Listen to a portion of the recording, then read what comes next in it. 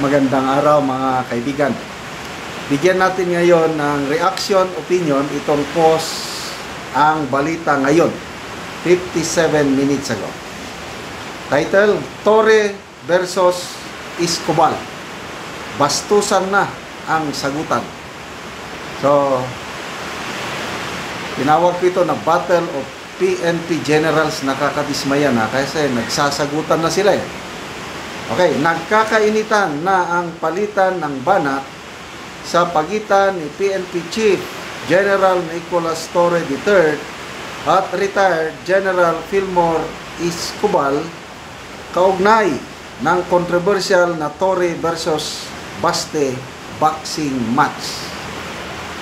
Sa isang post ni Torre, idinitalye niya ang umano'y takot ni Escobar noong sila'y nagkita sa Villamor Air Base. So ito po ang pahayag ni General Torre. Ni hindi makatingin sa mga mata ko si Escobar dahil sa takot. Dumaan pa kami sa harap niya pero yumuko lang siya. Ni walang attempt na tulungan ang boss niya. Pareho lang silang duwag. So, ibig sabihin, tinawag ni Torre na duwag si Tatay Digong. Duwag daw. Hindi nagpatinag si retired General Escobar, agad bumelta at sinabing, may kailangan magpa-neuro, kawawa na ang PNP. Ang neuro po, yan ang tawag sa amin, yung Neuropsychiatric Examination. NP screening, tawag dyan. Yan ang pinakamahirap na parte. Pagpasok mo sa PMA, or PNPA, sa military or police, mag-undergo ka ng neuropsychiatric examination. Yung iyong pag-iisip, kung matino pa ba ang pag-iisip mo, hindi. So, ibig sabihin, ang punto ni General Escobar, hindi na matino ang pag-iisip ni General Torre, kaya kailan magpa-neuro. Okay. Ang sagutang ito ay kasunod ng paglalantad ni Escobar ng screenshots na umano'y nagpapakita na inobliga ang ilang pulis na dumalo at mag-donate sa boxing match. Bagay na tinawag ni Torre na fake news. So ito na po. Nakakadismaya itong ganito. Ngayon lang ito nangyari na nagsasagutan na ang mga PNP generals. Si General Escobar, PMA class of 1991, 3-star siya bago nag-retire.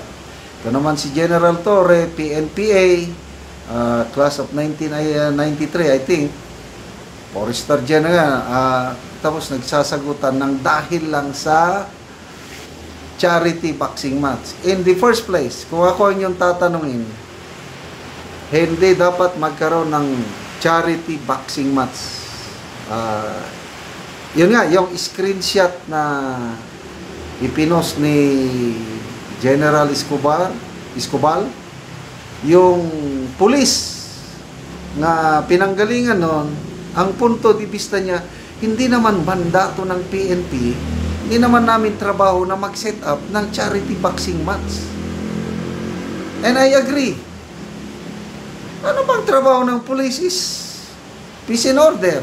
Ano ba yung boxing match na yan na to me, hindi na kailangan yung boxing match na yan. Ang akusasyon, okay, sabihin lang natin akusasyon inobliga ang ilang mga pulis. So, bagay na pinabulaanan ni General Torre. So, bahala na ang taong bayan na humusga kung sino ang nagsasabi ng totoo at hindi. But the fact, para sa akin, in the first place, hindi sana magkaroon ng boxing match. Una, dapat kung may boxing match, ang dalawang partido o dalawang boksingero, dapat magkasundo sila sa petsa at saka sa venue. Sino ang nag-set ng venue at petsa? Si General Torre lang. One-sided. Hindi niya kinuha ang approval ni Mayor Baste. Basta lang, makita tayo. Senate up, Rizal Coliseum, Sunday, Senate up. Akala ng iba, naduwag si Mayor Baste. Yun pala, long before na nagkaroon ng hamunan ng boxing, aprobado na ni Secretary John B. Crimolia ang travel authority ni Baste. Pupunta siya ng Singapore. Alam nila pala na wala sa Pilipinas si Mayor Baste by July 27 dahil inapprove mismo ng DILG Secretary na aalis sa bansa si Mayor Baste July 27. Bakit pa sila nag-set up ng boxing match on that date na wala si Mayor Baste? Di ba kalukuhan? So, yung boxing match na yan, yun ang dahilan kung bakit nagkakaganito tayo na nagsasagutan ang dalawang police general. Okay, magbasa tayo sa mga comments. Nakakadismaya.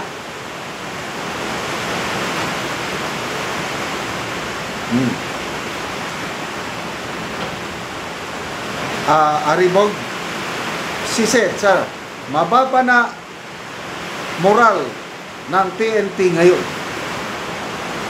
I think so. So, wala tayong pasensya na. Napakalakas ang ulan sa location ko. Binabanatan kami ng ulan. Mababa na ang moral ng PNP ngayon. Rafi Gonzales, yan na lang, mag-boxing, medyo match. Escobar versus Torres, sila na dalawang mag-boxing match.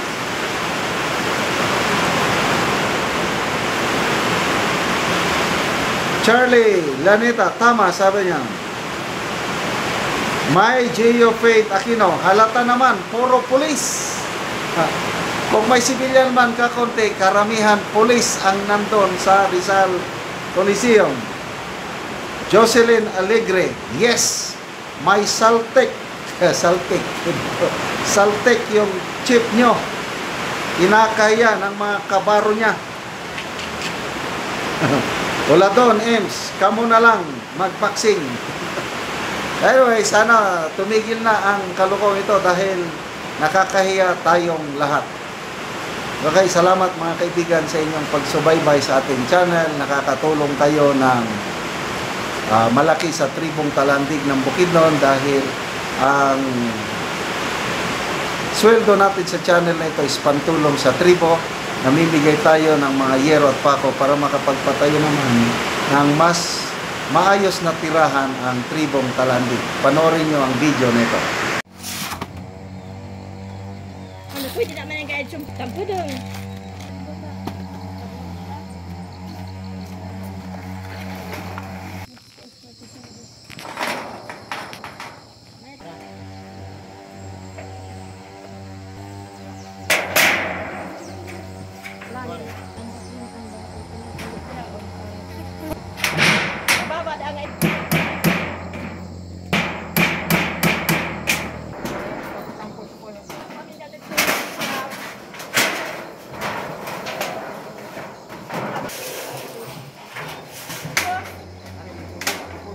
O karon nindot tagit ka tan-awon ang balay ilang ante.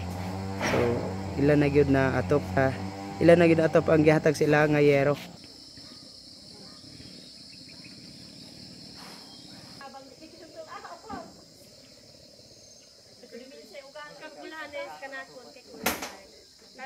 Nindot na gyud kayo ang balay ilang ante.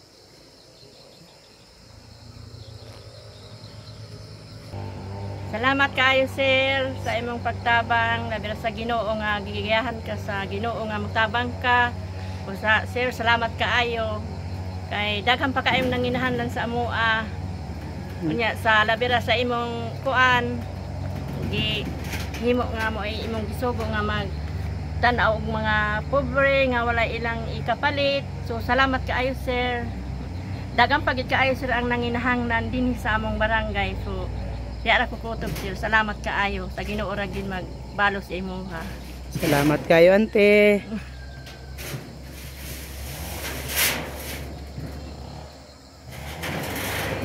At sa iyo na no, sabi sila sa mamaya, yan na ikuha lang kung